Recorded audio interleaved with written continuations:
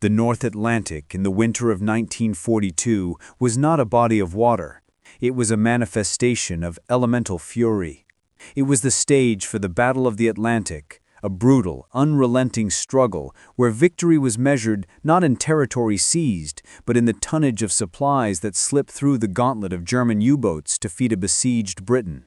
The convoy, codenamed ON-154, was one such thread in the lifeline. A slow, plodding procession of 38 merchant ships and a handful of escorts, wallowing through a storm that had turned the sea into a chaotic, heaving wasteland. Among the escorts was HMS Calderwood, a Flower-class corvette. She was not a glamorous ship. She was small, just 205 feet from stem to stern, with a silhouette that was all business. A raised forecastle, a single 4-inch gun forward, depth-charge racks aft. She rolled with a sickening corkscrew motion in the best of conditions. In this storm, she was a cork in a maelstrom. Her crew, a mix of seasoned Royal Navy veterans and young volunteers straight from the training depots, were past the point of exhaustion.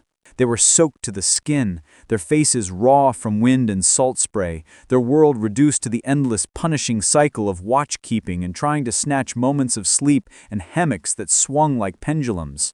On the bridge, Lieutenant Commander James Hartley, a man whose calm demeanor was etched with the strain of command, peered into the murk. The convoy was a scattered, struggling flock. The storm provided cover from the Luftwaffe, but it was a double-edged sword. It also masked the approach of the wolf packs. The hydrophone operator below reported nothing but the roar of their own screws and the cacophony of the sea. The radar screen was a blur of interference. At 0317, visibility was near zero. A monstrous wave lifted the Calderwood's stern, and as she slid down into the trough, a lookout's cry was torn away by the wind. Hartley never heard it. What he felt was a sudden violent lurch, as if a giant hand had slapped the port side of his ship. Then came the sounds, arriving in a terrible compressed sequence. First, the deep metallic ping of the torpedo's propeller as it closed the final 100 yards, a sound every sailor dreaded. Then, the roar of impact, a thunderclap of compressed water and shattered steel. Finally, the explosion itself, a deep, gut-wrenching crump that vibrated through the very bones of the ship. The G7E torpedo, fired at point-blank range from U-402, had struck just aft the bridge below the waterline. It was the perfect kill shot. The 280-kilogram hexanite warhead detonated against the Calderwood's thin, unarmored hull. By every rule of naval warfare, by every calculation of physics and historical precedent, the corvette's fate was sealed. A ship of her size and class, hit there in those seas, should have broken her back. She should have capsized as water rushed into her vitals, or her bow and stern should have reared up in a final agonized salute before plunging to the abyss. The crew had maybe 3 minutes to abandon ship before she dragged them down into the freezing black. On the bridge, the world was chaos. The concussion had blown in the windows, showering Hartley with glass. The emergency lighting flickered and died, plunging them into a darkness broken only by the frantic sparks of shorted electrical circuits. The ship listed heavily to port, a sickening permanent lean. The sounds of screaming metal and rushing water were deafening. Hartley grabbed the engine room telegraph, slamming it to all stop. He didn't need to. The engines had already fallen silent. He braced himself, waiting for the final catastrophic groan that would signal the hull giving in, for the deck to tilt past the point of no return. It never came. The Calderwood settled into her grievous list, wallowing like a wounded animal, but she remained afloat. She was down by the bow, her forecastle dipping into the hungry waves with each roll, but she was still there. Against all logic, against all expectation, she had not gone down. It was as if the ship herself, a mere 1,000 tons of steel and wood, had looked at the torpedo's verdict and simply refused to accept it. Part 2. She shouldn't be floating. The order to assess damage was given, but it was largely a formality. Every man on board knew the score. The hit had been catastrophic, yet the ship hadn't sunk. This impossibility drove the damage control teams forward, led by the chief engineer, a grizzled Scotsman named Wallace MacLeod. Armed with crowbars, emergency lanterns, and sheer bloody-mindedness, they descended into the belly of the ship. What they found was a scene from a nightmare, a landscape that defied the very notion of survival. The torpedo had torn a hole in the port side roughly 12 meters long and 4 meters high, a gaping maw of twisted, inward-curled steel. Through this wound, the North Atlantic was pouring in with the force of a fire hose. The forward engine room was a tomb. The starboard diesel engine was a shredded mass of metal, and the port engine was completely submerged. The water was already chest-deep and rising. The structural frames, the ship's ribs, were bent and buckled like paper clips, compromising the integrity of the entire forward section. Bulkheads, the watertight walls meant to contain flooding, were groaning under pressure. Several had been breached outright by flying debris. Water wasn't just coming in through the main hole. It was spurting through a spiderweb of cracks and seams, seeping up through the deck plates, a relentless multiplying invasion. The air was thick with the smell of salt water, fuel oil, and the sharp, acidic scent of electrical fires. McLeod sloshed through the icy water, his lantern beam cutting through the gloom. He was a practical man, trained to think in terms of pumps, patches, and compartment integrity. What he saw should have spelled the end. Any naval architect from John Brown's shipyard would have taken one look and pronounced the Calderwood hopeless. The damage was too extensive, too central. But as he moved aft from the engine room, towards the boiler room and the aft mess decks, he began to notice something strange. The flooding, while severe, was not following the textbook pattern. The initial catastrophic inrush had been partially checked not by design, but by a freakish twist of destruction. The torpedo's blast and the subsequent buckling of the frames had caused a secondary collapse. A large section of the deck above the forward hold had partially given way, collapsing downward in a V-shape. This collapsing mass of steel and timber had, in its fall, sealed off the lower portion of the main breach from the interior, acting like a crude, accidental plug. More importantly, the violent deformation of the hull had pinched shut several of the smaller watertight doors in their tracks, doors that might otherwise have been left open in the chaos of the attack or damaged by the blast. Furthermore, the ship's list, which seemed so dire from above, was working in their favor in a perverse way. The angle meant the main breach was now partially above the waterline on the downward port side of the hull, while the upward starboard side of the hull was relatively intact. The sea was not flooding in with the same unimpeded ferocity it would have if the ship were upright.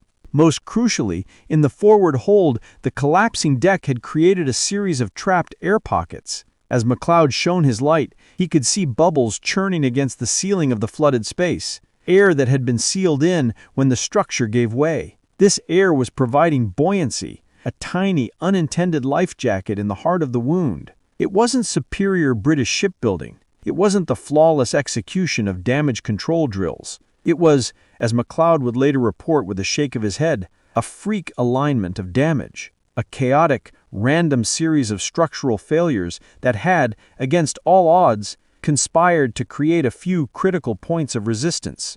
The ship was dying, but the fatal wounds were clotting in the strangest of ways. The Calderwood was kept alive not by her design, but by the chaotic physics of her own destruction. She was afloat on a miracle of misfortune. The reprieve granted by the freakish damage was temporary. The Calderwood was alive, but she was a corpse twitching on the surface. With her engines dead, she was at the mercy of the sea, and the North Atlantic, sensing weakness, prepared its final assault. The storm that had been building on the horizon now descended upon the crippled corvette in full, apocalyptic fury.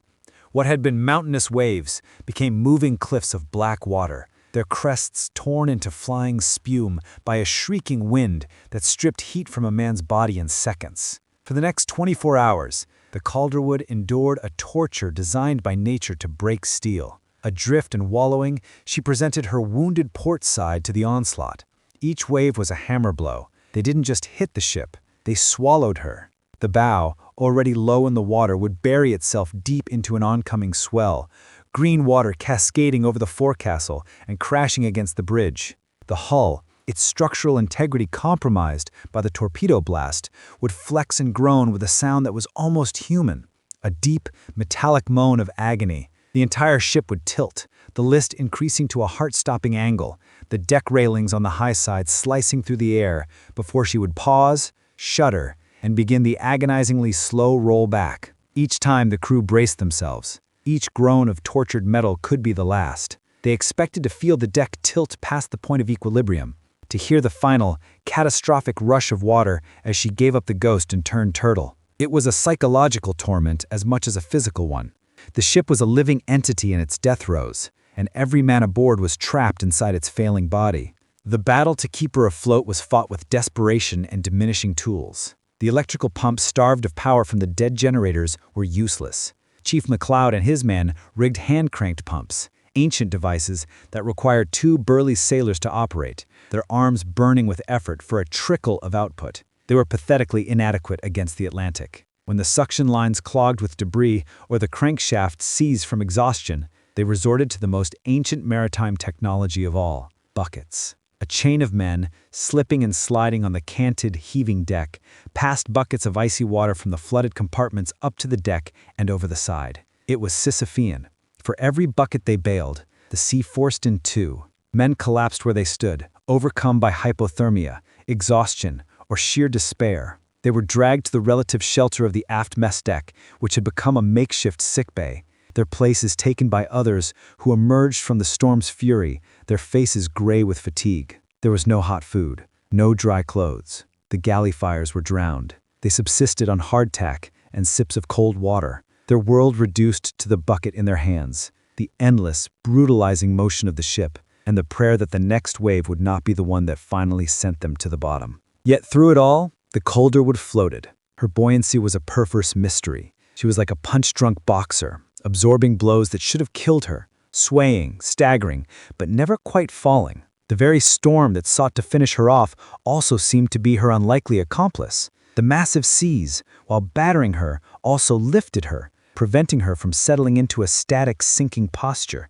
The chaotic motion kept the water inside her sloshing, preventing it from accumulating in a single, deadly mass that could pull her over. She answered the storm's fury not with grace or strength, but with a sheer, dumb, mechanical stubbornness. She was a thing of rivets and plates, and she simply would not let go. Part 4. The U-boat returns.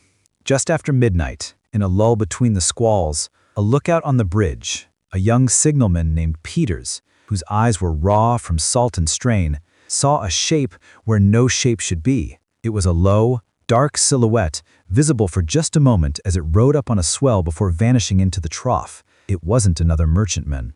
It was too small, too sleek. It was a conning tower. "U-boat! Starboard quarter!" Peters's voice was a cracked shriek. On the bridge, Hartley felt a coldness that had nothing to do with the wind. It was U-402. She had returned. It was standard Wolfpack procedure. Linger near a cripple, finish it off, pick up survivors for interrogation if possible. The German captain, Corvette Captain Siegfried von Forstener, was a thorough man. He had heard the explosion, seen the ship list and fall out of the convoy, but in the storm, visual confirmation of a kill was impossible. Now, in the relative cover of darkness, he had surfaced to administer the coup de grace. To von Forstener, peering through his attack periscope, the Calderwood was a textbook target, a stationary, listing wreck, her outline broken and low in the water. She was, in his estimation, a drifting coffin. It should have been the simplest torpedo solution of his career. A single G7E from his stern tube would be enough. He gave the orders. The bearings were set. The range was a mere 800 meters. But von Forstener had not reckoned with the storm's effect on a dead ship. The Calderwood was not stationary. She was a drunken giant, rolling and yawing unpredictably in the massive seas. One moment her shattered side was presented perfectly. The next, a wave would lift her stern high, or she would wallow sideways, presenting her bow or her relatively intact starboard flank. She was a target that would not hold still. "Fire!" The torpedo left the tube with a hiss of compressed air and entered the water. On the Calderwood, they saw the telltale bubble track, a line of phosphorescent death cutting through the black water, heading straight for them. There was nothing they could do. No helm to put over, no engine to surge ahead. They could only watch. The torpedo ran true for the first 500 meters. Then, as the Calderwood was lifted by a particularly large swell, its stern rose. The torpedo, running at a preset depth, passed harmlessly beneath the raised stern and continued on into the empty darkness beyond. its compressed air expending itself with a disappointed gurgle. A muffled curse was heard in the control room of U-402. Von Forstener, annoyed but not yet concerned, ordered a second tube made ready. He would adjust the depth setting. He maneuvered his boat, a dangerous game in such seas, to bring his bow tubes to bear. As he lined up the shot, a rogue wave, a monstrous outlier in a sea of monsters, slammed into the U-boat's port side. The submarine, with a much lower freeboard than the corvette, was thrown violently. Men were tossed against valves and gauges. The periscope's view became a spinning blur of sky and water. The careful firing solution was ruined. Now von Forstener faced a tactical dilemma. His prey was crippled, but proving annoyingly difficult to kill. The storm was worsening, making surface operations increasingly hazardous for his own vessel. A submerged attack was impossible in these conditions. The hydraulics of the torpedo data computer couldn't account for the violent surface motion. Every minute he lingered on the surface, he risked being caught by an alien aircraft at dawn or being rolled over by the sea itself. He made his choice.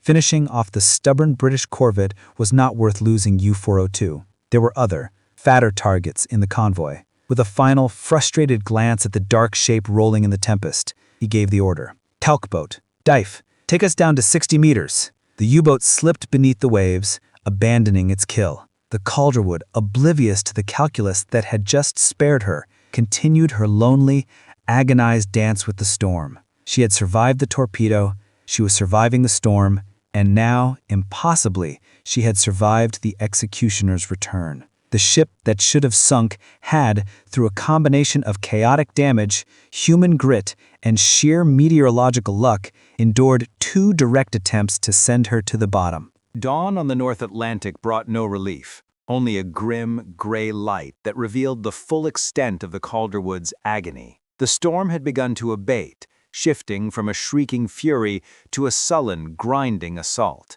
It was in this half-light that HMS Vetch, another Flower-class corvette that had been searching for stragglers from the scattered convoy, finally sighted her. What the crew of the Vetch saw through their binoculars froze the blood in their veins. The Calderwood was a spectral ship, a vision from a nautical hell. Her once gray paint was blistered and blackened by fire and soot. The gaping torpedo wound was a raw, rusty mouth on her port side, visible even at a distance as she rolled. Her forecastle was a twisted wreck of smashed plating and exposed frames. The superstructure around the bridge was canted at a sickening angle, windows blown out, the metal scarred and torn. Most terrifying of all, her bow was so low that with each passing wave, the sea washed clean over it, as if the ocean was already claiming the forward third of the vessel. She was a corpse, but a corpse that stubbornly, impossibly, refused to sink. The captain of the Vetch, Lieutenant Commander Roberts, immediately signaled the nearest rescue tug, but it was hours away. The decision was binary and brutal. Attempting a tow was an exercise in profound risk. The strain on the tow line, coupled with the Calderwood's dead weight and violent, unpredictable motion, could easily part the cable, sending a lethal, whipping steel hawser back to slash through the Vetch's decks. Or, more likely, the act of towing itself could be the final stress that caused the shattered hull to break its back. The sane, textbook decision was to take off the surviving crew and let the sea have its prize. But Roberts looked at the signal lamp blinking weakly from the Calderwood's bridge. Require tow. Can float. The sheer blind defiance of that message decided him. If those men hadn't given up, he wouldn't either. He said, "Prepare the tow cable," he ordered, his voice flat. "We are bringing her in." The operation was a nightmare of precision and terror, played out on a heaving stage. A boat was lowered from the Vetch, battling the swell to carry a light messenger line across to the Calderwood. Men on the crippled ship, moving like sleepwalkers on the treacherous deck, hauled it aboard and began the back-breaking work of pulling the heavy tow hawser across. Connecting it to the Calderwood's towing bits was a feat of engineering and courage. The bits themselves were partly submerged, and the deck around them was slick with oil and ice. Finally, the line was secured. The Vetch, with infinite caution, began to take up the slack. The cable rose from the water, dripping, tautening. Then, as the Vetch applied gentle forward power, the Calderwood gave a great, reluctant lurch. The strain was instantaneous. A massive wave lifted the Vetch's stern at the exact moment the Calderwood plunged into a trough. The differential was too much. With a sound like a rifle shot, the 6-inch thick manila hawser parted, its severed ends whipping back with enough force to shear steel. Undaunted, they tried again, this time with a steel wire cable. It lasted 20 minutes before the constant jarring yanks, as the Calderwood wallowed and resisted, snapped it clean. On the third attempt, desperation bred ingenuity. They rigged a combination. A long, heavy chain was passed to the Calderwood to act as a weight and a shock absorber. To this, they connected not one, but two of the Vetch's strongest steel wire cables, creating a measure of redundancy. It was an ugly, makeshift solution, but it was all they had. As the connection was made final, men on both ships looked at the arrangement and offered silent prayers to gods of the sea and gods of metallurgy. For the next 72 hours, the Vetch dragged her dying sister toward the distant, fog-shrouded coast of Iceland. It was a crawl of epic, nerve-shredding slowness. They managed barely 3 knots, and every one of those knots was fought for.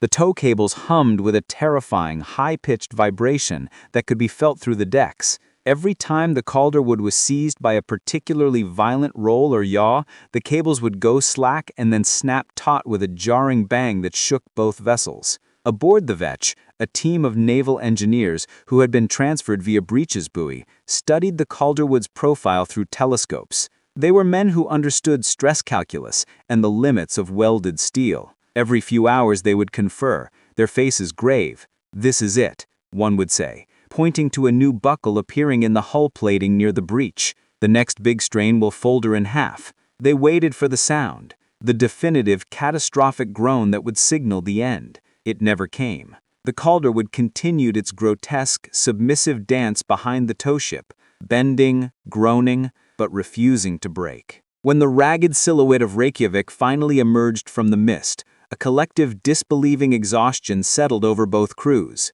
The impossible had been dragged, kicking and screaming, across 300 miles of hostile ocean.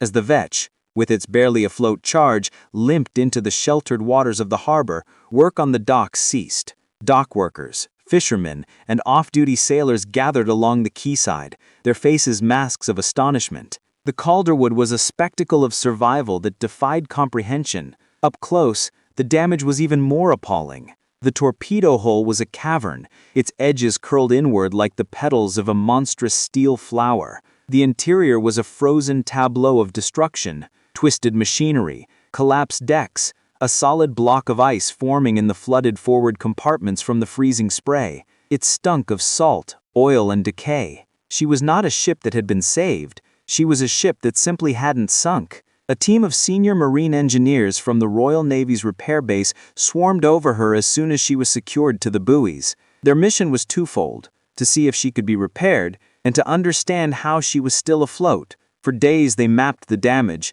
sending men with lamps and measuring tapes into the cold, oily darkness of her innards. Their final report was a masterpiece of technical awe. It concluded that the Calderwood had not survived due to any brilliant feat of damage control, nor through the inherent strength of her design. She had survived because a series of catastrophic failures had interacted with each other in a freakishly benevolent way. The flooding compartments, they found, had not filled evenly. The collapsing deck above the forward hold had created a series of isolated, air-filled voids. The torpedo blast, while ripping open the hull, had also fused several major structural frames together at their broken ends, creating a crude, accidental brace that transferred some stress away from the worst of the breach. A critical watertight bulkhead door, one that should have been dogged shut, but likely wasn't at the moment of impact, had been jammed in the closed position by a sprung deck beam, forming a seal that was more effective than if it had been properly secured. Most mundane contents of the ship had also played a role. In the lower holds, cargo crates containing spare parts and dry stores had broken free from their lashings during the explosion. In the chaotic flooding, these crates had been swept by the inrushing water and had lodged themselves against interior hatchways and secondary bulkheads, acting as a bizarre, organic form of shoring, slowing the water's advance. The chief surveyor, a man who had condemned dozens of ships as constructive total losses, put it succinctly in his summary: "The vessel survived because everything that went wrong in exactly the right way." The alignment of structural failure, debris displacement, and even the ship's list created a series of unintended compensatory effects. It's a one-in-a-million confluence of catastrophic events that resulted, paradoxically, in preservation.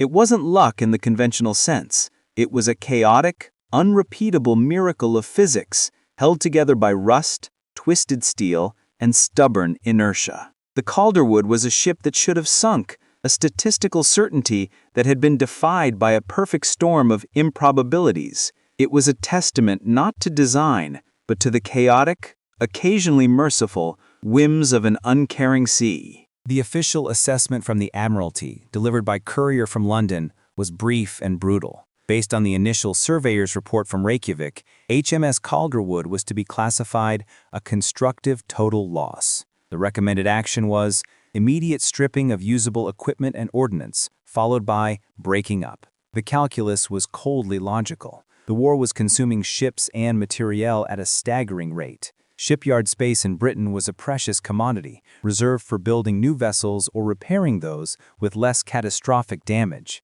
To pour thousands of man-hours and tons of scarce steel into rebuilding what was essentially a floating collection of bent frames and compromised plating was seen as an unforgivable waste. The Calderwood had performed her final service. She had saved her crew. Now she was to be quietly recycled, her story ending not with a bang in the Atlantic deep, but with the torches of the scrapyard. She was towed from the buoy in Reykjavik to a rudimentary dry dock in a remote Scottish loch, a place where ships went to be dismantled or to await a fate too uncertain for the main naval yards. It was to be her tomb.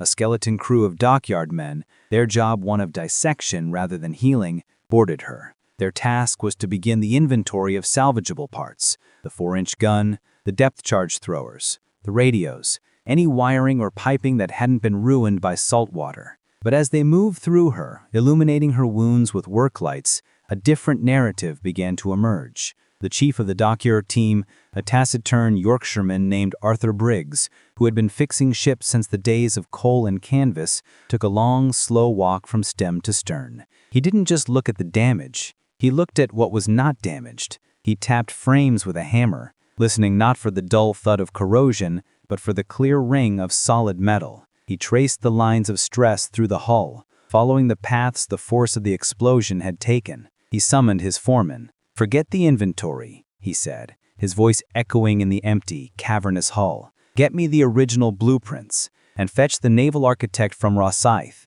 I want a second opinion." When the young, theoretically minded architect from the Royal Corps of Naval Constructors arrived, he expected to rubber-stamp the scrapping order. Briggs led him on the same tour. The architect saw the horror, but under Briggs's pointed guidance, he began to see the hidden truth. The freakish rightness of the wrongness that the initial survey had noted wasn't just a curious anecdote, it was a structural reality. The collapsed deck that had created air pockets was a localized failure. The main longitudinal members, the ship's spine, were astoundingly intact. The twisted frames near the blast were a mess, but they had absorbed and dissipated energy in a way that had protected the critical transverse bulkheads further aft. The hull, while grotesquely disfigured in one section, had not suffered the widespread, systemic cracking that was the true kiss of death for a metal ship. It's like a man who's taken a horrific blow to the ribs, shattered a few, punctured a lung, looks a right mess. But his backbone's straight, his art's sound,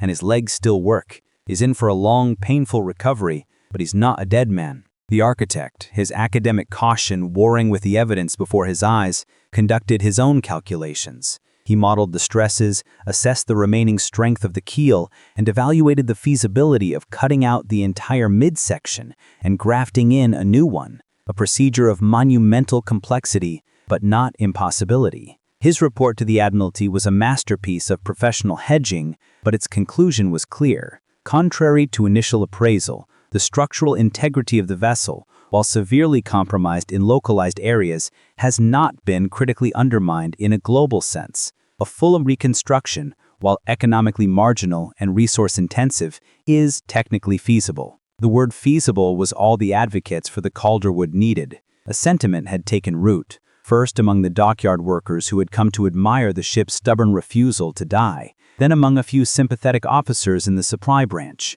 There was a powerful, unspoken symbolism at play. In a war of attrition, where loss was a daily statistic, the idea of snatching a vessel back from the very jaws of the abyss was profoundly appealing. It was an affront to the enemy, a thumb in the eye of fate. The Admiralty, sensing this odd swell of sentiment and swayed by the technical argument, relented. The scrapping order was cancelled. The Calderwood would be reborn.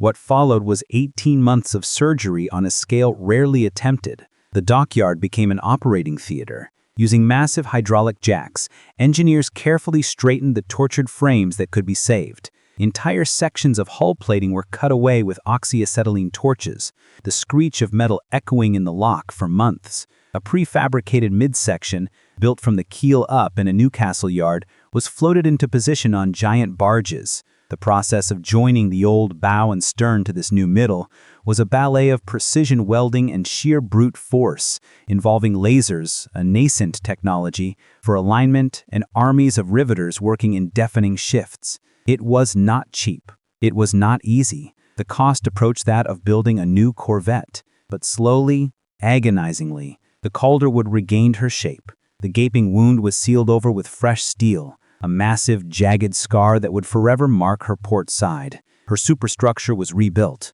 Her engines, those that could be salvaged, were painstakingly refurbished. She emerged from dry dock not as a pristine new vessel, but something more powerful, a patchwork champion. She was a collection of old scars and new skin, a vessel whose very existence was a defiance of physics and expectation. When she was recommissioned in late 1944, the crowds that gathered saw a ship that wore her history on her hull. The new plating was a slightly different shade of gray. Her lines were not quite as sleek. The rebuild had added a subtle hardened stiffness to her profile. Crews who had served on other flowers took one look at her and knew her story. They began calling her the ghost ship of the Atlantic. The name stuck. It was perfect. A ghost was something that was supposed to be dead, but wasn't.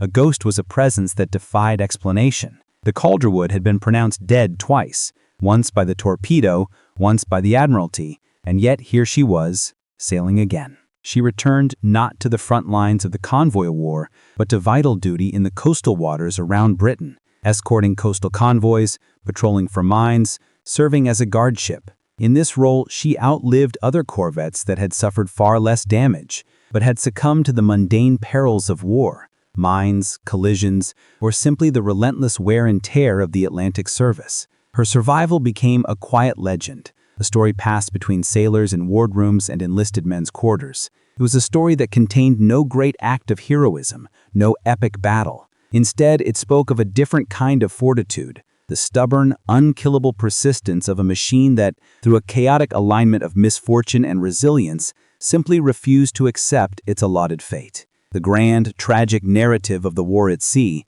where thousands of ships and tens of thousands of men were swallowed by the deep, the Calderwood stood as an anomaly, a reminder that in the chaos of conflict, amidst all the planning and strategy and sacrifice, there was still room for the inexplicable, for the statistically impossible. She was a testament to the idea that sometimes, against all odds and all reason, the unlikeliest things endure, not through strength alone, but through a bizarre, beautiful conspiracy of accident and resilience. The ship that should have sunk became the ghost that sailed on, a permanent ripple in the cold, dark waters of history.